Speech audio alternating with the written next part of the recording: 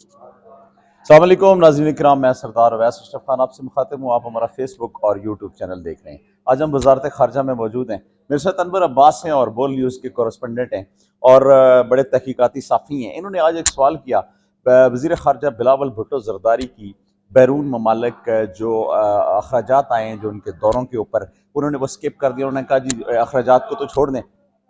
لیکن ان کا جو اگلا پارٹ تھا انہوں نے یہ کہا کہ یار ایک خبر ہے کہ بلاول بھٹو زرداری کو امریکہ کے اندر گرفتار کیا گیا ہے، تو اس کے اوپر برہمی کا اظہار کیا ترجمان دفتر خارجہ نے۔ لیکن پہلے ہم ان سے پوچھتے ہیں اپنا انور عباس صاحب سے کہ انور عباس صاحب یہ بتائیں کہ آپ نے یہ ایک خبر بھی ہے اور آپ نے سوال بھی کیا ہے، یہ بتائیں کہ آپ کے کیا ذرائع ہیں کہ بلاول بھٹو زرداری کو امریکہ کے اندر جو گرفتار کیا گیا، آپ کی اپنا یہ سورس کیا ہے؟ جی بالکل، کچھ سینئر لوگ ہیں جنہوں نے اس پہ ویلاگ بھی کیے ہیں۔ چودھری غلام حسین ایک سینئر صحافی ہیں، انہوں نے ایک اپنے پروگرام میں بھی یہ بات اس کا ذکر کیا کہ نہ صرف ان کو گرفتار کیا گیا بلکہ وزیر خارجہ جو ہیں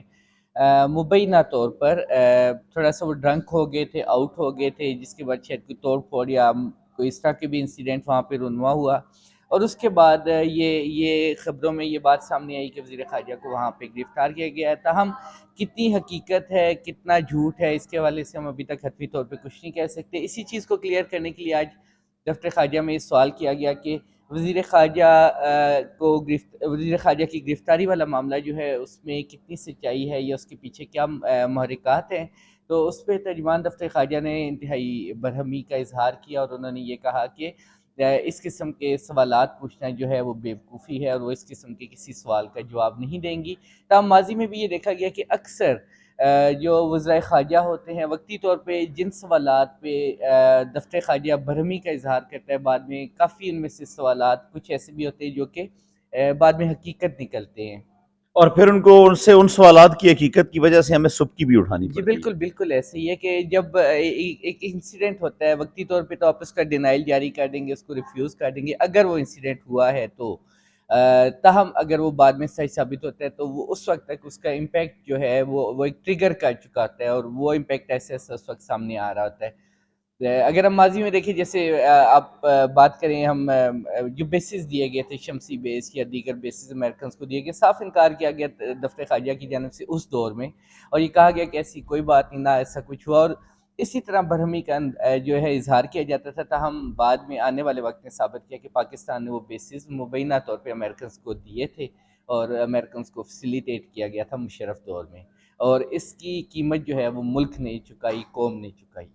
اچھا مجھے یہ بتائیں، ٹالرنس کی یہاں پہ بات آ جاتی ہے کہ جب ہم اس طرح کا کوشچن کرتے ہیں جو کہ سوالیہ نشان ہوتا ہے ان سیلیبریٹیز کے اوپر جن کے متعلق وہ بعد میں حقائق بھی ہوتے ہیں جیسے آپ بتا رہے ہیں، تو آپ نہیں سمجھتے ہیں کہ کیا جب اس طرح کے کوشچن کیے جائیں تو اس طرح کا آگے سے جو ریٹیلیٹ ہوتا ہے کہ یار وہ ناراضگی کا یا برہمی کا اظہار کیا جائے، فیکٹس اینڈ فگر کا آپ سامنا ہم نہیں کرنا چاہتے ہیں؟ اس میں سب سے بڑا ایشو ہے کہ دفتر خارجہ والے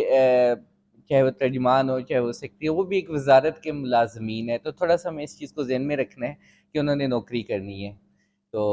کسی قسم کی نیچرل ہے کہ جب ایک چیز ایک سخت ایسا سوال جو کہ ان کی پوزیشن کے لیے خطرہ بن سکتا ہے تو اس پہ ان کی طرف سے اظہار برہمی جو ہے وہ ایک قدرتی امر ہے۔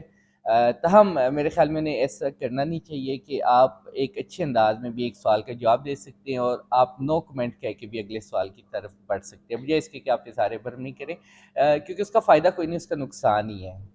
اچھا، جو آپ نے فرسٹ پارٹ جو اس کوشچن کا تھا وہ آپ نے اسکپ کر دیا اور آپ نے کہا جی ہم اخراجات پہ بات نہیں کرتے ہیں۔ جو اطلاعات آ رہی ہیں میڈیا میں وہ تقریباً کوئی $2.25 ارب کے لگ بھگ آ رہی ہیں کہ اتنے ارب روپے جو ہے وہ $2 ارب آپ کہہ سکتے ہیں ایک لمٹ ہے کہ جس کے اوپر وزیر خارجہ کے جو ہیں وہ ہمارے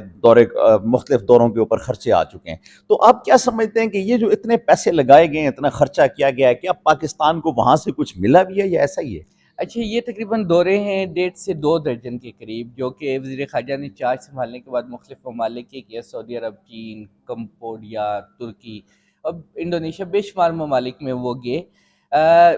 جو میرے سوال کا پہلے سوال کے جو لاسٹ میرا پورشن ہے جس میں نے کہا کہ میں اخراجات کی تفصیل نہیں مانتا، اس کی ریزن یہ تھی کہ مجھے اس کے حوالے سے معلومات میرے پاس موجود ہیں۔ جو وزیر خارجہ بلاول بھٹو زرداری ہیں، ابھی تک وہ جتنے بھی دورے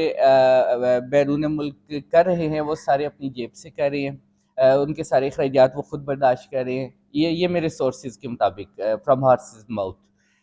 دوسرا یہ کہ ان کے ساتھ جو سٹاف بھی جاتا ہے دفتر خارجہ کے علاوہ جو ان کا پرسنل سٹاف ہے ان کی رہائش ان کے اخراجات بھی وہ خود برداشت کرے، اور وہ ٹی اے ڈی اے بھی جو ہے وہ اس والے سے نہیں لے رہے، جبکہ سابقہ وزیر خارجہ شاہ محمود قریشی لیا کرتے تھے، اور بعض دفعہ تو تھوڑا بہت انہیں لڑنا جھگڑنا بھی پڑتا تھا ٹی اے ڈی اے لینے کے لیے۔ تو یہ جو چیز ہے یہ اس لیے میں نے اسکپ کی کہ اخراجات کے حوالے سے میں نے اس سے تفصیلات نہیں مانگی، کیونکہ میرے آلریڈی ایک علم میں ہے ایک چیز، ایون کہ ایک دورے کے دوران ایسا بھی ہوا کہ پرائم منسٹر اور فارن منسٹر جو ہے وہ اکٹھے ایک جگہ موجود تھے، تو پرائم منسٹر کے سٹاف نے شکایت کی کہ فارن منسٹر کا جو سٹاف ہے وہ کافی مہنگے والے ہوٹل میں ٹھہرا ہوا ہے،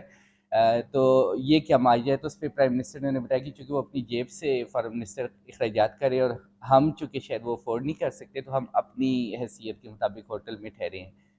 تو اس کا مطلب یہ ہوا ہے کہ آپ نے یہ تو ان خبروں کی اب تردید کر رہے ہیں جو سوشل میڈیا پہ چل رہی ہیں کہ بلاول بھٹو جو ہیں وہ اتنے مہنگے دورے کر رہے ہیں تو وہ گورنمنٹ کے اوپر بوجھ ہے اور دیز اینڈ دیٹ، جو اس طرح کی باتیں ہیں، اب کیا سمجھتے ہیں کہ جو دورے ابھی تک ہوئے ہیں ان سے بلاول بھٹو نے یا پاکستانی حکومت نے یا ہماری وزارت خارجہ نے وہ اہداف حاصل کر لیے ہیں جو کہ ہمارا ایک ٹارگٹ تھا؟ یا جس طرح افغانستان کے اوپر آپ بات کر لیں یا دیگر اور ملکوں کے اوپر ہماری دہشت گردی بڑھ رہی ہے اور بہت سارے ایسے واقعات ہو رہے ہیں آئے روز کوئی نہ کوئی، جس طرح یہ بنو والا واقعہ ہوا ہے، تو کیا ہم تھوڑے سے پیچھے نہیں آ رہے ہیں اپنی خارجہ پالیسی میں؟ جی بالکل، خارجہ پالیسی میں ہماری بدقسمتی رہی کہ 70 سال میں ہماری خارجہ پالیسی کی کوئی واضح سمت اس کا تعین ہی نہیں ہو سکا۔